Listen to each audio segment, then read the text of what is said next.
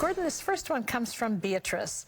I want to make reference to the testimony shared on October 20th, 2023 by a young woman who had multiple miscarriages and was believing the Lord for a baby.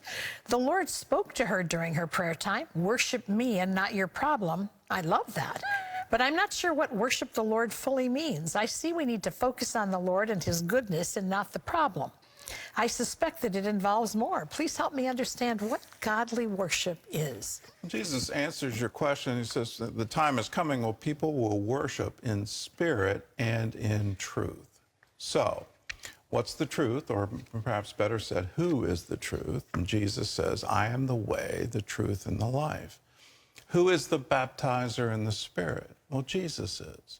So if you have him, if his truth is fully in your heart, if his salvation is fully there and you're saying, I am Emmanuel, God with me, and then you're filled with the Holy Spirit, worship can't be stopped. It just flows out of you and you create a lifestyle of worship.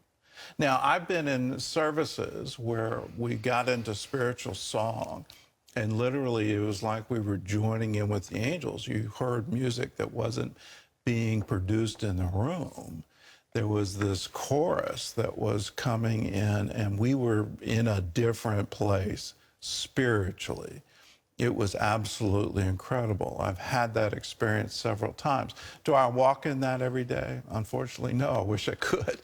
I did hear from the Lord one time when I was kind of complaining about it, and you'd come from a meeting and everything was just, and the next morning I had to go to work. So I'm going to work. And he says to me, Gordon, you're the one that gets out of the river, which really struck me. That the river's always there. The river of worship's always there. The truth is always there. The Spirit's always there. So worship and focus in on that. Don't focus in on the problem, and you'll have all the worship that you need. This is Robert, who says, hopefully you can make sense of this debate. I was approached about the birth of Jesus. I did research his birth and didn't come up with a conclusion.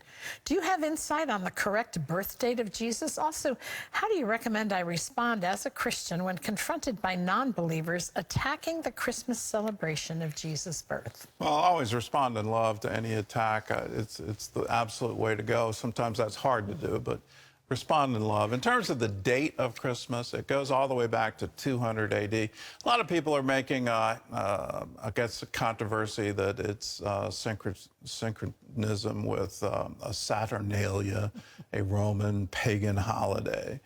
And the two literally came up at the same time. Christians would have never agreed to celebrate a pagan holiday as the birthday of Jesus. So stand on that. In 200 AD was roughly the time where the church established December 25th, and it's based on a calculation that they thought the death of Jesus at Passover, which was a fixed date in the Bible, and you could fix that date on the Jewish calendar. And so they did, and they said, well, Gabriel announced the conception of Jesus on the same day, and then they counted 9 months in the future and landed on December 25th. And they said, well, March 25th was the start date. December 25th is going to be the end date. So that's why December 25th is Christmas Day. Now, here's a monkey wrench in the whole thing. If you're part of the Greek Orthodox Church, it's January 6th, and they have a whole different calculation. It's unfortunate the Bible didn't establish it. Luke said it's tax day, but unfortunately we've lost those records, so we'll have to just settle on December 25th.